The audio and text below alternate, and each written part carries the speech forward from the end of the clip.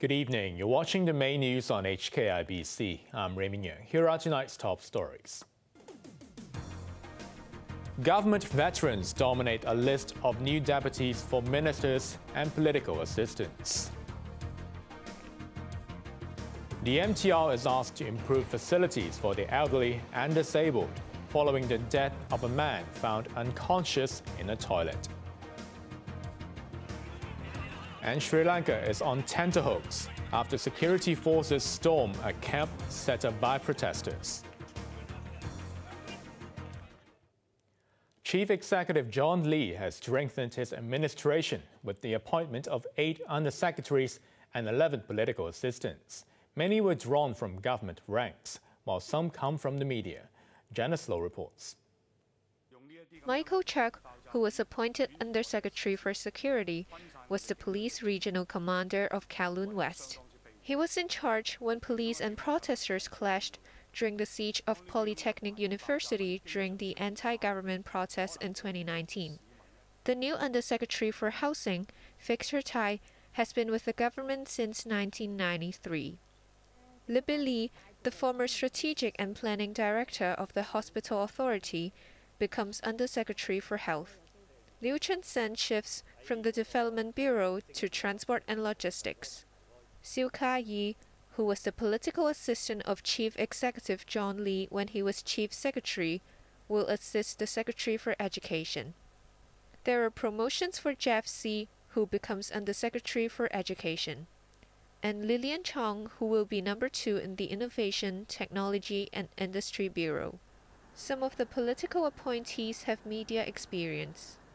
Christy Leung, who has mainly been on the crime beat since 2015, takes up the role of political assistant in the Security Bureau. Aoyang Man-sin, who was previously at Wen-wei Po, will help the Housing Minister. Joyce Lee, who was previously at TVB and Special Assistant of the Chief Executive's Office, will be helping the Chief Secretary. Most of the appointees will begin their term on Monday, and the rest no later than mid-August. Janice Low, HKIBC. The MTR Corporation has been urged to improve facilities for the elderly and the disabled in their stations. This came after a man in his 60s died after being found unconscious in a station toilet for the disabled. Macy Mock reports. A family was in distress on Wednesday after losing contact with their 66-year-old father. He was last known to be in Hong Hom Station. The family called the station at 6 p.m.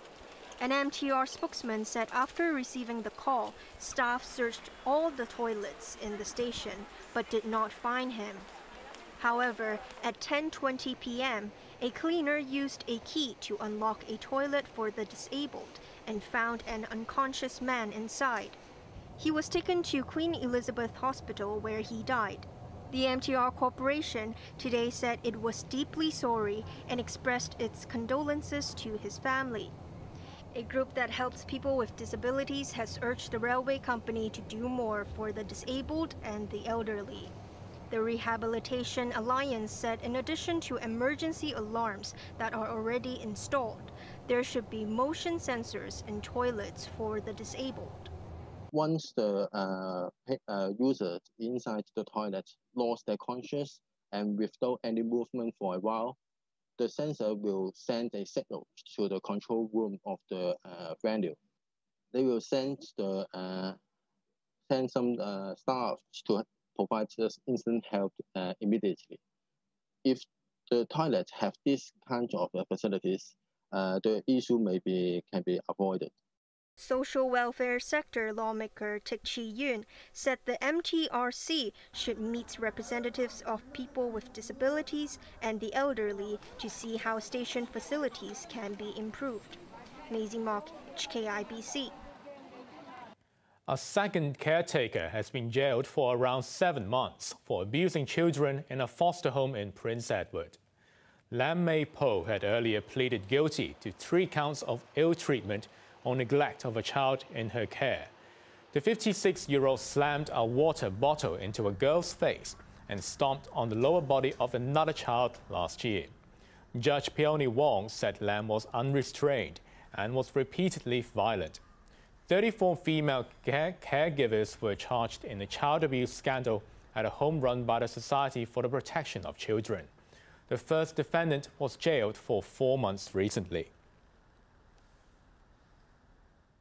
Lawmakers have approved a 2.5% wage increase for civil servants who can expect to take home a bigger pay packet from next month. The deal will cost the government almost $7 billion a year. Chloe Fong reports. It's now official. All 180,000 civil servants, regardless of their rank, will receive a pay rise of 2.5%, backdated to April the 1st. This came after the Finance Committee approved funding for the salary increase, which is estimated to cost taxpayers $6.8 billion each year. But some lawmakers grilled Civil Service Minister Raymond Yeung because a pay trend survey had recommended a bigger increase for middle-ranking and senior staff. The pay adjustment mechanism, it is not just a simple mathematical calculation. It is actually art of politics. Why is it pegged at 2.5? Why is it not 2% and not 3%? Are you trying to just catch up with the inflation rate? Some said the unified pay increase is unfair for those who work harder and asked if extra bonuses would be provided. Yeung said the adjustment was based on several factors, including the government's fiscal position, pay trend indicators, and morale, which lawmakers argued was dealt a blow by the decision. I think before joining the civil servants, we should have a mission. Because the job of the civil servants is different from that of the private sector, it is difficult to measure them, to quantify them. Yeung said civil servants should serve the community and that money should not be the main incentive. She added that supervision will be stepped up, noting that in the past 5 years, 57 civil servants were denied a pay increase because they were considered to be incompetent. Chloe Fong, HKIBC. The hospital authority has warned that more non-emergency services will have to be suspended as COVID cases rise. Chief Manager Larry Lee said there are currently over 1,200 COVID patients in hospital, with 2 in intensive care. More than 170 were new admissions.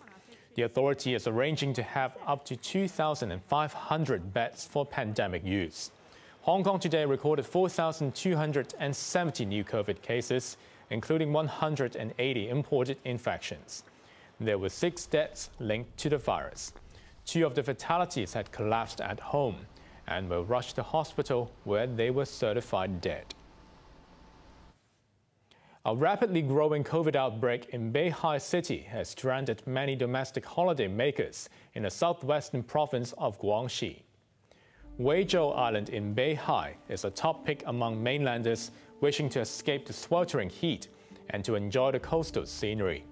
But the city's summer tourism business was dealt a blow after COVID emerged last Tuesday, with the number of cases soaring to over 1,200 since. At least 2,000 visitors were sent to quarantine facilities. The mainland recorded another 880 cases, mainly from a new hotspot in northwestern Gansu province. Overseas, tension is rising in Sri Lanka after soldiers and police cracked down on protesters. As security was stepped up in the capital Colombo, there are fears that the new president, Ranil Wickremesinghe, may adopt a hard line. Sachin Kafi reports.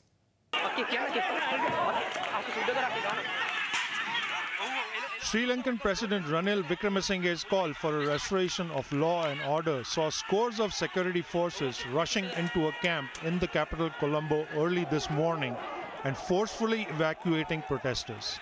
At least 50 protesters were injured and 9 arrested as soldiers and police personnel removed tents and protest banners. The security forces gained control of the presidential secretariat and the official residences of senior leaders, but were criticized for storming the protest camp. Thousands of soldiers came and brutally beaten peaceful protesters. Some of the protesters in the hospital, they are badly injured, and some of arrested, and also lawyers are also arrested. And I think President is covered, and he took cowardly action against the peaceful protesters. Following the destruction of the camp, security was beefed up in Colombo. The crackdown frightened and worried many Sri Lankans struggling for survival in the cash-strapped country. They fear that Wickremesinghe, who was sworn in as president yesterday, may be in the same mold as the deposed Rajapaksa administration, which has been blamed for Sri Lanka's economic crisis. Sachin Katwi, HKIBC. The latest hearing on what really happened in the U.S. Capitol on January 6 last year painted a damning picture of former President Donald Trump. Testimony suggested Trump chose not to take action for 3 hours when his supporters besieged and stormed the Capitol. Virtually everyone told President Trump to condemn the violence in clear and unmistakable terms. And those on Capitol Hill and across the nation begged President Trump to help. But the former president chose not to do what all of those people begged. On the 8th televised hearing, the U.S. House Select Committee on the January 6th attack put Donald Trump's behavior under a microscope. Taped testimonies from staff members at the White House were consistent. The former president took no action to calm down the protesters who stormed the Capitol. It's my understanding he was watching television. To the best of my recollection, he was always in the dining room. It was only 3 hours after the insurrection began that Trump published a video message. But he refused to stick to the script and went off the cuff. I know how you feel, but go home and go home in peace. Outtakes of a video address the next day then showed the former president still refusing to concede defeat. I'm going to do this. Let's go. But this election is now over. Congress has certified the results. I don't want to say the election's over. I just want to say Congress has certified the results without saying the election's over, okay? My only goal was to ensure the integrity of the vote. My only goal was to ensure the integrity of the vote. So in the end, this is not, as it may appear, a story of inaction in a time of crisis. But instead, it was the final action of Donald Trump's own plan to assert the will of the American people and remain in power. The committee, which had planned to complete its inquiry by September, will instead reconvene later this year as more information keeps surfacing.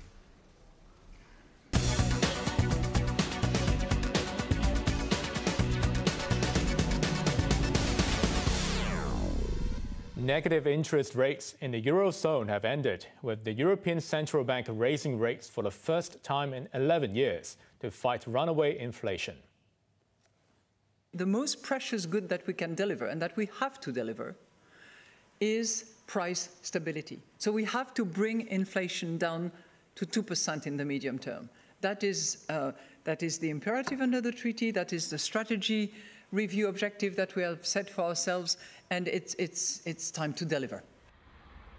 The ECB raised its benchmark deposit rate by 50 basis points to 0%. Another rate hike is expected in September, as inflation in the 19 countries that use the euro climbed to a record 8.6%. Food and fuel now cost much more. The West has blamed the war in Ukraine for the price surge. Now let's take a look at the markets. The Hang Seng ended the week up by 34 points. Over to the top 10 active stocks. Tencent was down $2. The tracker fund was up 2 cents, while Alibaba picked up 10 cents. Kuaishou Technology was up $2.70, while Wuxi Biologics was up by $1.40. To the forex trading against the Hong Kong dollar, the euro's at $8, the pound sterling at 9.39, while the Australian dollar at 5.45. Over in Europe, the London FTSE is currently up 13 points. Finally, the weather. Be prepared for a scorcher tomorrow. The mercury will shoot up to a maximum of 36 degrees. The hot spell will last for at least another week. Now let's take a look at the weather around the world.